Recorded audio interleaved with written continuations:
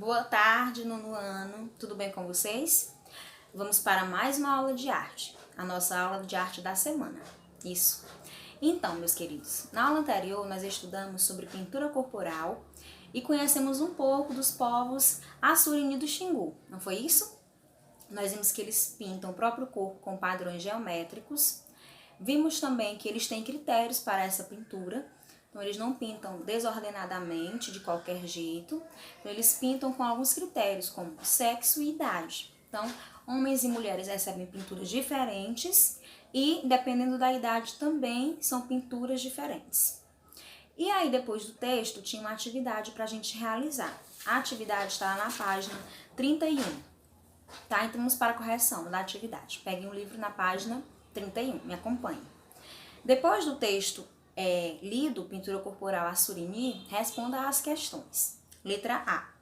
Quais os suportes para a pintura do povo Assurini do Xingu que o texto destaca?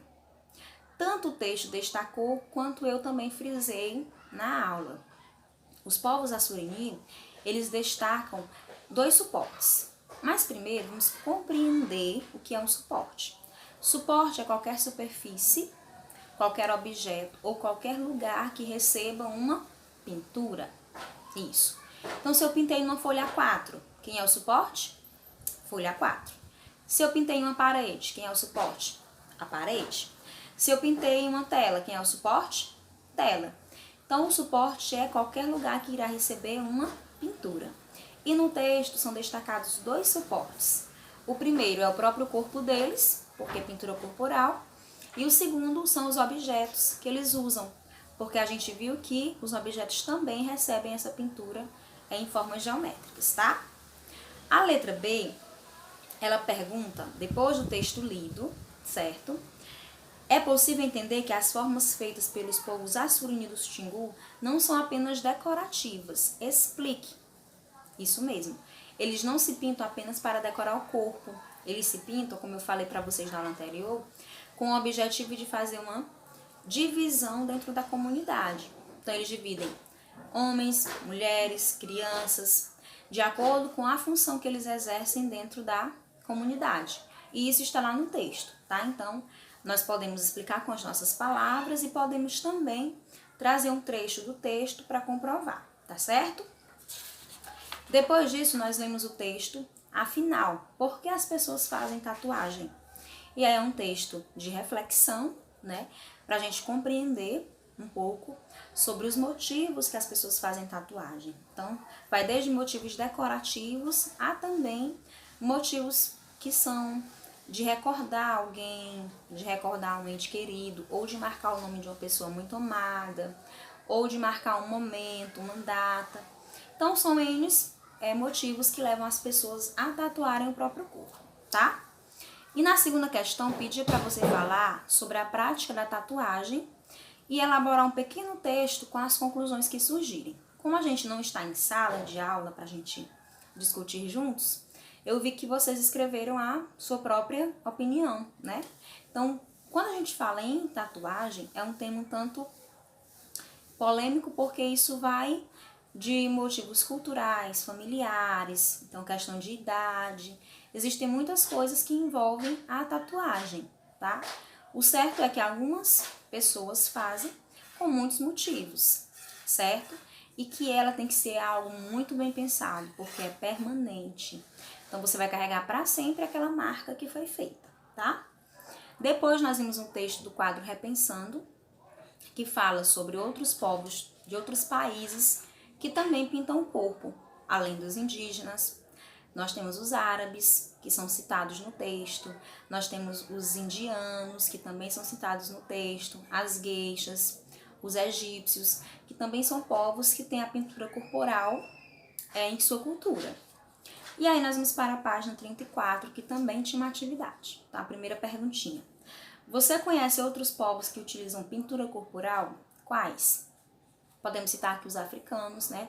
Muitos africanos, eles também realizam pintura corporal, além desses do texto anterior, que também foram mencionados. Segunda pergunta. Pense nas pinturas corporais que são realizadas na sociedade em que você vive. Sobre elas, responda. Letra A. São presentes e aceitas em todos os ambientes e momentos sociais. Por quê? Na pintura corporal da nossa sociedade, nós temos a maquiagem, certo? Geralmente usadas por mulheres. Nós temos também as tatuagens, que foi mencionado no texto. Então, pensando nesses dois motivos de pintura corporal, a gente pode pensar o quê? Que a maquiagem ela é aceita em muitos lugares, em sua maioria, e a tatuagem também, mas existe um preconceito ainda muito grande, né? Então, é preciso mencionar também sobre o preconceito que se existe ainda. Letra B. É aceito que todas as pessoas façam, por quê? Isso é uma questão também muito pessoal. Mas a nossa sociedade, como eu já falei, ela ainda tem muitos preconceitos. Principalmente em relação à tatuagem, porque é uma marca, como eu disse para vocês, permanente. Reflita sobre os conceitos e estereótipos existentes na sociedade com relação à tatuagem. E em seguida, compartilhe com seus colegas. Então, vocês compartilharam sobre o preconceito, sobre os motivos que as pessoas fazem tatuagem. Então, a gente precisa entender que aqui nós estamos falando de algo que só diz respeito à própria pessoa, né? Ou à sua família, porque é algo muito pessoal, certo? E aí, ampliando o conhecimento, que vocês fizeram muito bem, que é a pesquisa de algumas palavras que estão no texto e que a gente passa, às vezes, sem compreender muito bem o significado, tá? Então, hoje nós vamos para um novo conteúdo. Nossa correção da atividade fica aqui.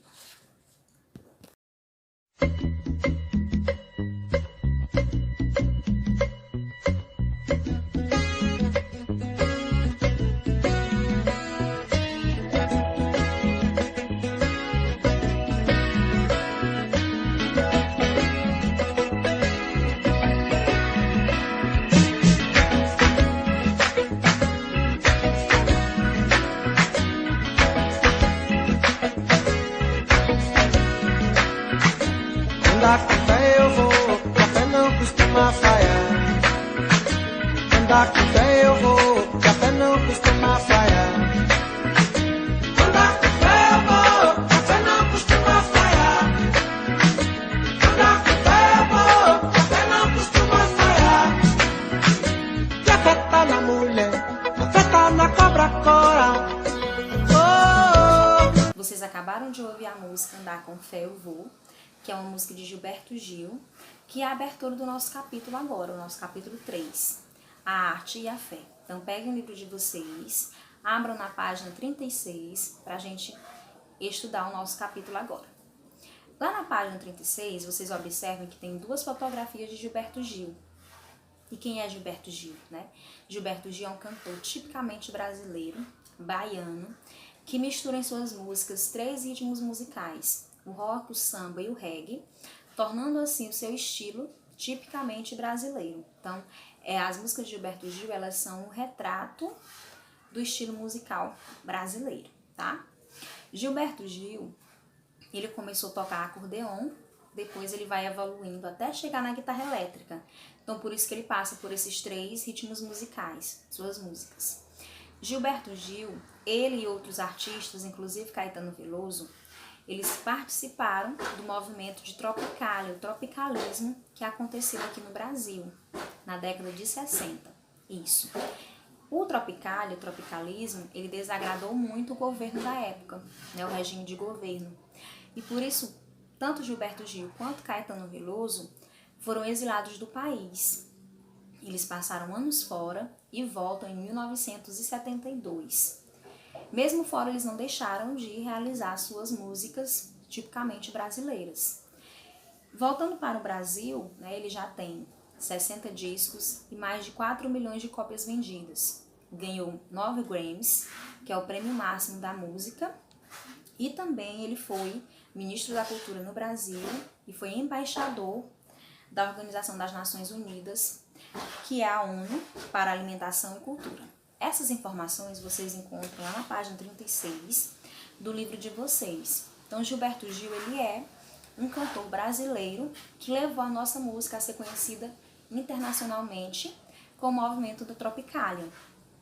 Claro que desagradou, porque Nesse movimento, eles tinham opiniões diversas do governo. Então, vocês aí que já estudaram o regime do governo da década de 60 estão compreendendo do que eu estou falando, né?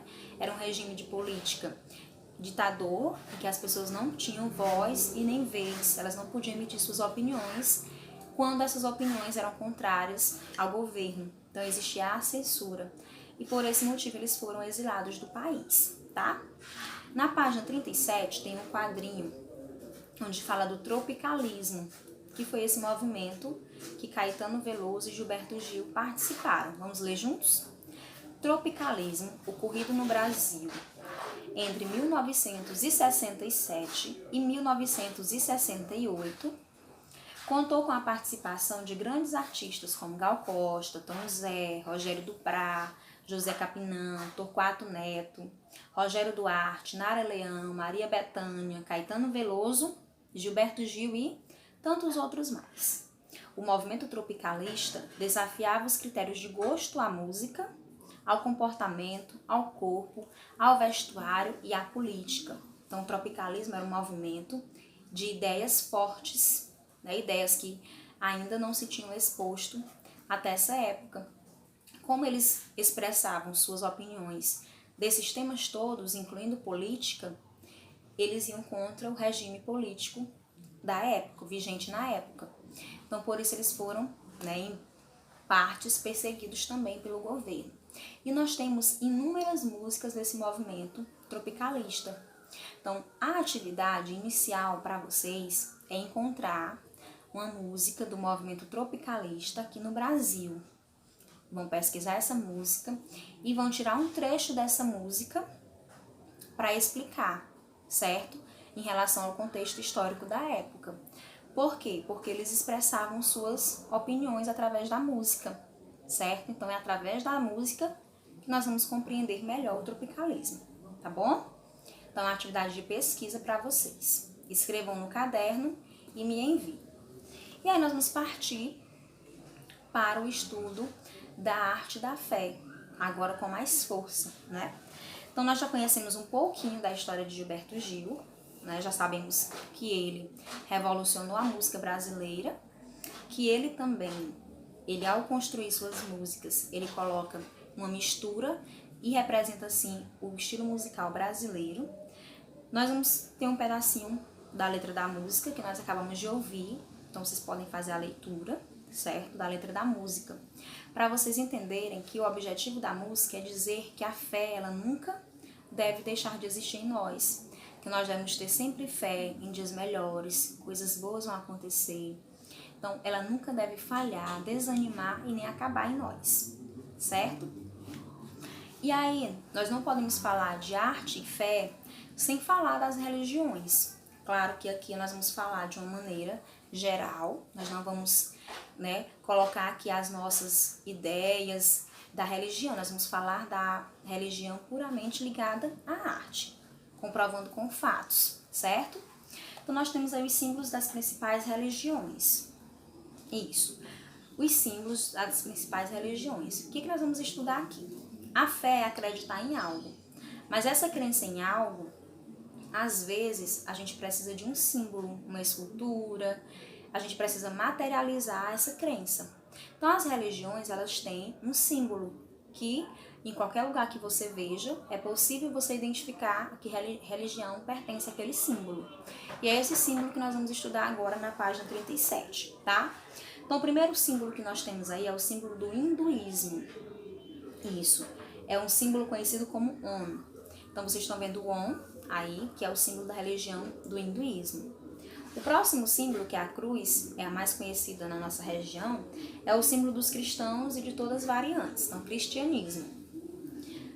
Nós estamos vendo aí a estrela, isso, é a estrela de Davi, que é um hexagrama, que é referente à religião do judaísmo. Então, representada por uma estrela de 6 pontas, com 2 triângulos sobrepostos. Então, esse símbolo aqui, onde ele é visto, ele é fortemente relacionado ao judaísmo, certo?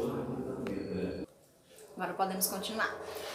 O islamismo. Qual é o símbolo do islamismo? A gente tem uma lua crescente e uma estrela aí, não é isso? Então, cada símbolo tem um significado. A lua crescente, ela significa, né, o símbolo do islamismo, e a estrela, ela significa soberania e dignidade. Então, a gente tem o quê? Como o significado do símbolo deles? Renovação da vida e da natureza, fazendo assim uma referência ao calendário lunar. Então, o islamismo, ele segue a linha do calendário lunar, por isso aí a lua crescente e a estrela. E o último símbolo que nós temos aí é o símbolo do budismo, é a roda de Dharma, né? É representada por um círculo com 8 raios, que significam os ensinamentos de Buda. Então, esses símbolos aqui religiosos, não é que a fé seja nesses símbolos. A fé é algo que você acredita em algo que você não está vendo. Mas esses símbolos são representativos dessas religiões. E esses símbolos foram criados pela arte. Vocês estão observando que existe um desenho. Então, quando fala assim desenho, símbolos, a gente liga automaticamente a arte, tá? E aí nós temos na próxima página uma atividade que vocês vão construir. Na primeira, vocês vão responder a opinião de vocês. O que significa fé para você e como você entende a ligação entre arte e fé. Então hoje eu não vou entrar tanto nesse assunto de arte e fé, porque nós vamos partir das respostas de vocês. Como a gente sempre discute muito em sala, nesse quadro sobre o tema Penso, então eu vou esperar as respostas de vocês para dar seguimento, tá? E embaixo você tem o quadro Registre suas ideias. Aqui vocês vão registrar as ideias de vocês com recorte. Então vocês vão recortar palavras em jornais e revistas e construir 2 frases com elas. Uma frase que representa o que você entende por arte e outra que represente o que você entende por fé. Colhe-os no quadro aqui. Aqui é diferente, não é junto arte e fé. É uma frase para arte e uma frase para fé, tá? São 2 frases separadas, tá bom? Depois a gente faz essa relação com as frases que vocês colocaram nessa atividade. Na página 39, nós temos a leitura de um texto, que eu quero que vocês façam essa leitura prévia. Então, leiam o texto e respondam as 2 perguntinhas que aparecem aí, sobre o texto e sobre a opinião de vocês, certo? Então, as atividades que vamos fazer em casa são essas. Página 38, 39 e a pesquisa de uma música do Tropicalismo, tá? Espero que vocês tenham gostado da abertura do nosso capítulo 3 de hoje. Tchau, tchau!